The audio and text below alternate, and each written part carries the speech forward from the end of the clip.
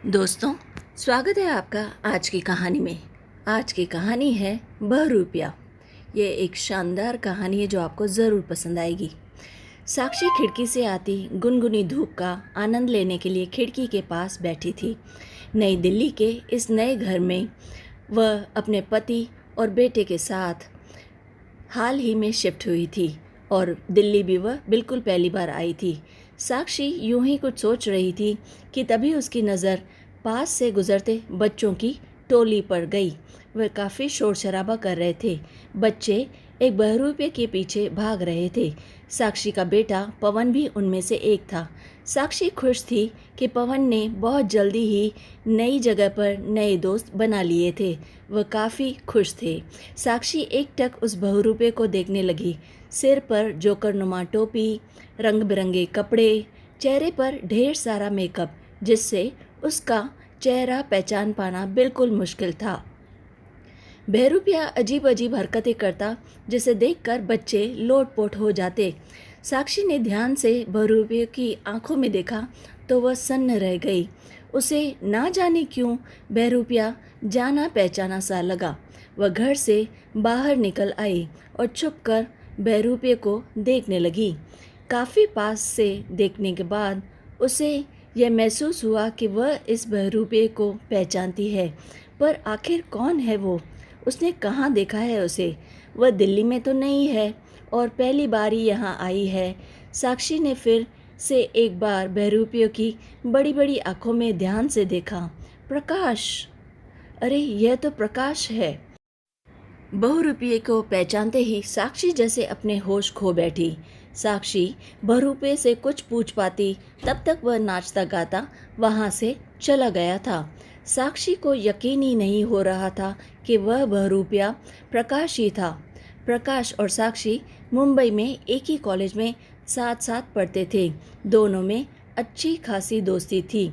साक्षी मन ही मन प्रकाश को पसंद भी करती थी, पर प्रकाश तो शालिनी पर पूरी तरह फिदा था। उसके लिए शालिनी ही उसके जीवन की सबसे बड़ी खुशी थी। शालिनी भी प्रकाश से उतना ही प्यार करती थी। दोनों का प्यार पूरे कॉलेज में मशहूर था। दोनों पढ़ाई पूरी करने के बाद शादी करने वाले थे, ऐसा सब लोग कहते थे। फिर अचानक ऐसा क्या हो गया कि प्रकाश की ये हालत हो गई? मैं सोच में पड़ गई कि आखिर ऐसा क्या हुआ। उसे बहुरूपिया बनना पड़ा। साक्षी को अपने मन में चल रहे सवालों का कोई ठोस जवाब नहीं मिल रहा था। वह लगातार सोचती रही और वह प्रकाश की इस हालत की वजह जानने के लिए लगातार बेचैन हो उठी। सहसा उसे ख्याल आया कि उसके कॉलेज की एक सहेली श्वेता दिल्ली में ही थी। शायद उसे कुछ पता हो या कुछ श्वेता को इसका कारण पता हो। साक्षी ने तुरंत श्वेता का नंबर मिलाया। वो शहर में ही थी और वह अगले दिन उससे मिलने के लिए राज़ी भी हो गई। दूसरे दिन साक्षी बेसब्री से श्वेता के आने का इंतज़ार कर रही थी कि तभी अचानक डोरबेल बज उठी। साक्षी ने जाकर दरवाज़ा खोला। सामने श्वेता खड़ी थी और उसे देखते ही साक्षी ने उसे गले लगा लिया। दोनों सहेलियां कॉलेज के बाद आज ही मिल रही थी, शायद 6 साल के बाद। श्वेता भी साक्षी से मिलकर काफ़ी खुश थी। दोनों सहेलियां देर तक गप्पे मारती रहीं, एक दूसरे की शादीशुदा ज़िंदगी के बारे में पूछती और बताती रहीं। कुछ देर के बाद अचानक से साक्षी ने यह बात छेड़ दी जिसे जानने के लिए वह अत्यधिक व्याकुल थी। श्वेता, तुम्हें प्रकाश याद है जो कॉलेज में हमारे साथ ही पढ़ता था? हाँ, अच्छी तरह से, पर तुम उसके बारे में क्यों पूछ रही हो? वह भी कॉलेज ख़त्म होने के 6 सालों के बाद? श्वेता ने अपनी जिज्ञासा जाहिर की। श्वेता की बात का सार समझकर वह भी हैरान हो गई। श्वेता की बात का कोई जवाब देने के बजाय साक्षी ने श्वेता को प्रकाश की वह तस्वीर दिखाई जो कि उसने कल ही खींची थी। श्वेता हक्की बक्की सी प्रकाश की उस तस्वीर को देखने लगी। प्रकाश के साथ क्या बीता था यह वह अच्छी तरह से जानती थी, पर इन सब के बाद प्रकाश की ऐसी दुर्दशा होगी ये तो उसने कभी सपने में भी नहीं सोचा था। श्वेता, प्रकाश के साथ ऐसा क्या हो गया जिसकी वजह से उसे बहुरूपिया बनना पड़ा। तुम्हें पता है यह सब? और प्रकाश, वह तो मुंबई में ही था ना, फिर अचानक दिल्ली कैसे आ गया और कब, वह भी इस रूप में? साक्षी ने फिक्र के साथ श्वेता से पूछा। श्वेता ने एक लंबी सांस लेते हुए बोलना शुरू किया था। उसे उनके बारे में पूरी जानकारी थी। कॉलेज ख़त्म होने के साथ ही जैसे प्रकाश के जीवन से खुशियां भी ख़त्म हो गईं। शालिनी के प्यार में बेइंतहा पागल प्रकाश शालिनी से शादी करना चाहता था, पर शालिनी ने उसे साफ साफ शब्दों में कह दिया था कि जब तक वह कोई अच्छी सी नौकरी नहीं ढूंढ लेता तब तक वो उससे शादी बिल्कुल नहीं करेगी। एक अच्छे कॉलेज से डिग्री और मेहनती होने के बावजूद प्रकाश को काफ़ी दिनों तक कहीं नौकरी नहीं मिल रही थी। इस दरमियान वह जब भी शालिनी से मिला, उसने उसके सामने अपनी वही बातें दोहराई, अपनी ज़िद पर अड़ी रही। आखिरकार ऊपर वाले को प्रकाश पर तरस आ ही गया और उसे एक अच्छी सी नौकरी मिल गई। प्रकाश के सपनों को तो जैसे पर लग गए। इससे पहले वह कभी इतना खुश नहीं हुआ था। अपनी खुशी को दोगुना करने के लिए उसने सोचा कि मुझे शालिनी को सब कुछ बताना चाहिए। वह सीधा ये खबर सुनाने के लिए शालिनी के घर गया। शालिनी के घर के ड्राइंग हॉल में कदम रखते ही प्रकाश ठिठक गया। वहाँ शालिनी की किसी दूसरे लड़के के साथ सगाई की रस्में चल रही थी। वह एकदम चुप हो गया। दोनों परिवारों में खुशी का माहौल था और शालिनी, उसके चेहरे पर शिकन का कोई भी भाव नहीं था। साफ साफ झलक रहा था कि यह सगाई उसकी मर्जी से ही हो रही थी। शालिनी अपनी सगाई की रस्मों में इतनी मगन थी कि उसे वहाँ प्रकाश की उपस्थिति का आभास ही नहीं हुआ। प्रकाश मूक बना कुछ देर तक यूं ही सब कुछ देखता रहा, जैसे खुद को यकीन दिलाने की कोशिश कर रहा था कि यह सच नहीं हो सकता। पर हकीकत के आगे सपनों की कोई बिसात नहीं होती, चाहे वह कुछ भी हो। प्रकाश की दुनिया उजड़ चुकी थी, वह भी हमेशा के लिए। जिस प्यार की वह आज तक दुहाई देता रहा था, जिस शालिनी के साथ वह शादी के सपने देखता था, उसी ने उसे आज धोखा दे दिया था।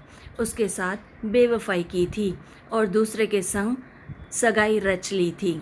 दोनों सहेलियां बिल्कुल शांत थी। इस चुप्पी को साक्षी ने तोड़ा। प्रकाश फिर दिल्ली कैसे पहुंचा, यहाँ कैसे आ गया और वह बहुरूपिया कैसे बन गया? श्वेता ने फिर से प्रकाश की अधूरी दास्तान सुनानी शुरू कर दी। शालिनी के बिना प्रकाश अपनी सुध बुध खो चुका था। उसे अपना जीवन बोझ सा लगने लगा था। मुंबई की हर एक चीज़ उसे शालिनी की याद दिलाती थी।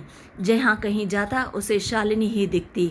उसने किसी तरह खुद पर काबू पाया और दिल्ली आ गया। यहाँ उसने जल्दी एक अच्छी नई जॉब ढूंढ ली। प्रकाश खुद को सारा दिन काम में व्यस्त रखता था, जिससे उसे शालिनी की याद कम से कम या शायद बिल्कुल ना आए। अभी प्रकाश ठीक से संभला भी नहीं था कि उसकी किस्मत ने उसे फिर से दगा दे दिया। संयोग से प्रकाश और शालिनी के पति एक ही कंपनी में काम करते थे। प्रकाश जहां पूरी सच्चाई, मेहनत और लगन से अपना काम करता था, वहीं शालिनी का पति बेईमानी और धोखेबाजी करके नित्य कंपनी के हिसाब किताब में गड़बड़ी किया करते थे। आखिरकार एक दिन कंपनी के अधिकारियों को शालिनी के पति के हिसाब किताब में की गई गड़बड़ियों का पता चल ही गया। आखिर झूठ कब तक छुपा रह सकता है। कंपनी के आला अधिकारियों ने पुलिस बुलाकर शालिनी के पति को जेल भिजवा दिया। शालिनी के पति पर गबन का गंभीर आरोप लगा। शालिनी पूरी तरह से टूट चुकी थी, लेकिन इतना भी नहीं जितना कि आप सोच रहे हैं। उसे अपने पति के बचाव का कोई रास्ता नज़र नहीं आ रहा था। तभी उसे पता चला कि प्रकाश भी उसी कंपनी में काम करता है। तब वह प्रकाश के घर आई। प्रकाश को लगा शायद शालिनी को अपनी गलती का एहसास हो गया है, इसलिए वह उससे माफ़ी मांगने आई होगी। पर उसकी उम्मीद से विपरीत शालिनी ने उसके सामने कुछ और ही मांग रख दी। शालिनी ने कहा, प्रकाश, मैं मानती हूँ कि मेरे पति बहक गए थे और उन्होंने कंपनी के अकाउंट्स में गड़बड़ी की है, पर यह सब उन्होंने सिर्फ मेरी खुशियों के लिए किया है, मेरी अनकही ज़रूरतों को भी पूरा कर सकें इसलिए किया है। प्रकाश ने कहा, रेत की टीलों पर खुशियों के महल नहीं बनाए जाते शालिनी। जो खुशियाँ दिल से नहीं जुड़ी होती वो रेत की तरह हवा में ही उड़ जाती हैं और बाद में हमें काफ़ी तकलीफ़ देती हैं और हमें पता भी नहीं चलता। खैर, तुम अपने यहाँ आने का कारण बताओ। प्रकाश ने एक तर्क के साथ ही शालिनी से वहाँ आने का कारण पूछा। शालिनी बोली, प्रकाश, मैं चाहती हूँ कि तुम मेरे पति की मदद करो। पर यह कैसे मुमकिन है शालिनी? कंपनी के अधिकारियों ने खुद उसके अकाउंट्स में गड़बड़ी देखी है, उन्होंने खुद चेक किया है। मुझे तुम्हारे प्रति पूरी सहानुभूति है शालिनी, पर यह मामला कंपनी के उसूलों का है। प्रकाश ने शालिनी के लिए अपनी फ़िक्र जताने के साथ उसे सच्चाई बताई और सच्चाई से अवगत किया। लेकिन अगर तुम चाहो तो ये सब मुमकिन है प्रकाश, शालिनी दृढ़ निश्चय के साथ बोली। वो कैसे शालिनी? प्रकाश हैरान होता हुआ बोला। प्रकाश ने शालिनी की बात को ठीक से समझने के लिए पूछा। प्रकाश, बीते दिनों तुमने अपने काम से कंपनी को काफ़ी मुनाफा पहुंचाया है। कंपनी में आज तुम्हारी अच्छी रेपुटेशन है, तुम उनके बेस्ट एम्प्लॉयज़ में से एक हो। अगर तुम मेरे पति के सारे जुर्म अपने सर पर ले लो तो हो सकता है कि वो तुम्हें छोड़ दें और मेरे पति बच जाएं। वे तुम्हारी सज़ा तो टाल ही देंगे और हो सकता है कि तुम्हारी पहली गलती समझकर तुम्हें नौकरी से भी ना निकालें। शालिनी ने अपने पति को आरोपों से बाहर निकालने का एक अनोखा हल प्रकाश को सुझाया। शालिनी की कही बात प्रकाश के दिल में तीर की तरह चुभी थी। जिस शालिनी को वह प्यार करता था उसका यह रूप देखकर वह हैरान हो गया।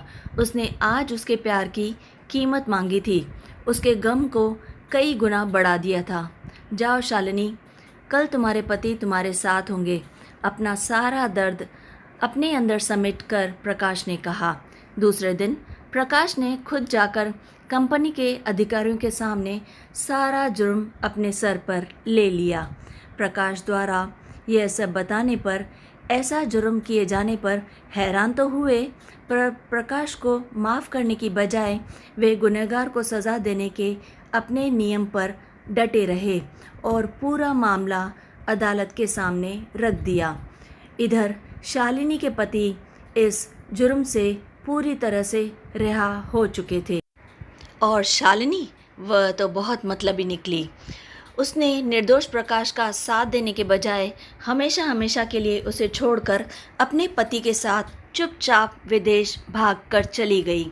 अदालत ने प्रकाश को 5 साल की सज़ा सुनाई। प्रकाश ने अपने लिए कोई वकील भी नहीं किया था जो उसे सज़ा से बाहर निकालने में मदद करता था या उसकी सज़ा कम ही कर देता। वह तो जैसे सज़ा चाहता ही था, इसलिए तो उसने किसी की मदद ना ली। शालिनी से प्यार करने की सज़ा, यही सज़ा उसे चाहिए थी। प्रकाश ने 5 साल जेल में बिताए। नौकरी पहले ही जा चुकी थी, ऊपर से जेल से रिहा हुए इंसान को लोग शक की नज़र से देख, इस वजह से उसे दूसरी नौकरी मिलने में भी काफ़ी कठिनाई हो रही थी। प्रकाश पेट की भूख किसी तरह बर्दाश्त कर रहा था, लेकिन लोगों की घूरती नज़रों का सामना वह नहीं कर पा रहा था। इसलिए दुनिया के बीच रहने और खुद को छुपाने के लिए वह बहुरूपिया बन गया। इसके अलावा कोई चारा भी नहीं था। प्रकाश की दर्द भरी दास्तां सुनकर साक्षी की आंखें छलछला उठी थी। उसे यकीन नहीं हो रहा था कि किसी के प्यार का अंजाम ऐसा भी हो सकता है, इतना बुरा। श्वेता की भी आंखें नम थी। उसे देखकर साफ झलक रहा था कि उसे यह सब बताने में कितनी तकलीफ हुई होगी। ए ए ए अचानक बाहर बच्चों का शोर सुनाई दिया।